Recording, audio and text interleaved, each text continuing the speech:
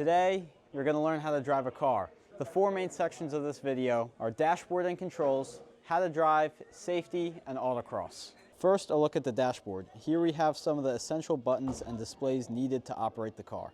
Starting from the right, we have the big red kill switch. This is the master cutoff, which should be used during emergencies. This is the fuel pump ignition switch. This switch needs to be turned on for the motor to run. Here we have the starter button, which you will need to press and hold to start.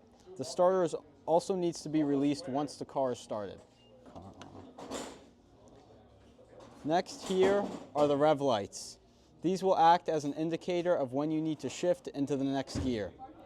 In the middle of the dashboard is the gear indicator. This is how you will know what gear you are in before you shift. Next, we have the steering wheel. This allows you to shift up and down. Next, we have the clutch. This will allow you to engage and disengage the motor from the axles.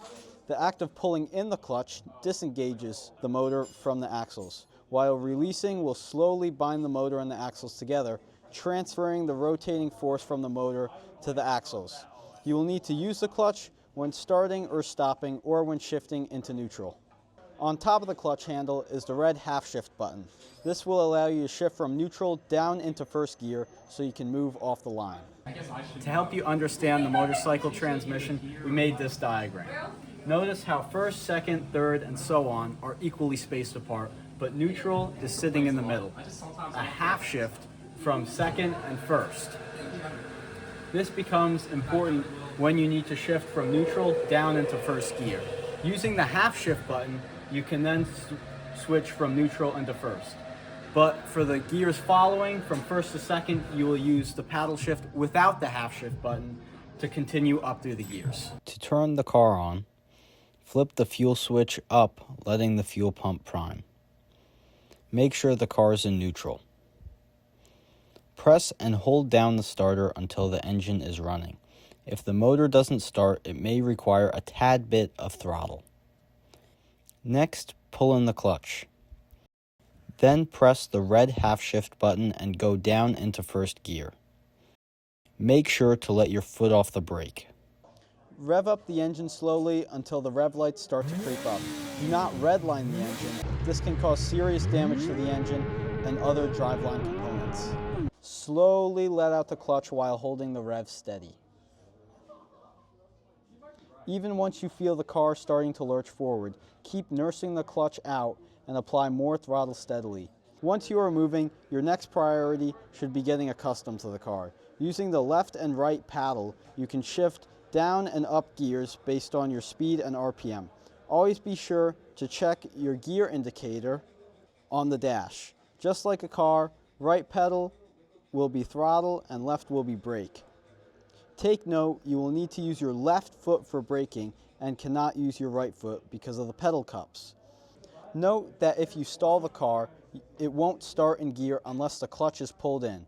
You can either shift back into neutral or hold the clutch into start. If you are not confident with this process, wait for someone to help you. Now onto safety. For situations like throttle sticking or brake failure, it is important you follow all the best safety measures to resolve the situation safely.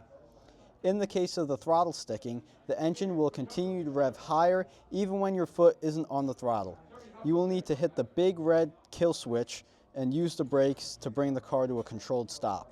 In the case of the brakes failing, you will notice that when you press the brakes, they won't slow the car effectively. You will need to stay off the throttle and steer to a safe area while pumping the brakes to build pressure in the lines. Also, techniques like downshifting to slow the car down. In the case of a fire where you need to exit the car quickly, follow this procedure.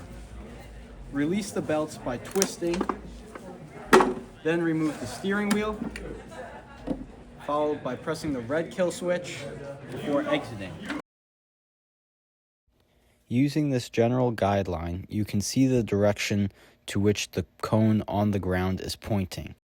This will show what side you should be driving around. Here you can see the start of a slalom course. This will have one pointer cone followed by several signal cones, which you will then need to navigate around. The slalom may or may not be present on your course depending on how many cones or front wings we wish to sacrifice. Most importantly, these drive days are for fun. Don't get too serious about it and don't push beyond your limits. Slow increments will lead to progressively faster lap times, and we also want you and the car to come back in one piece. So don't drive it like a rental.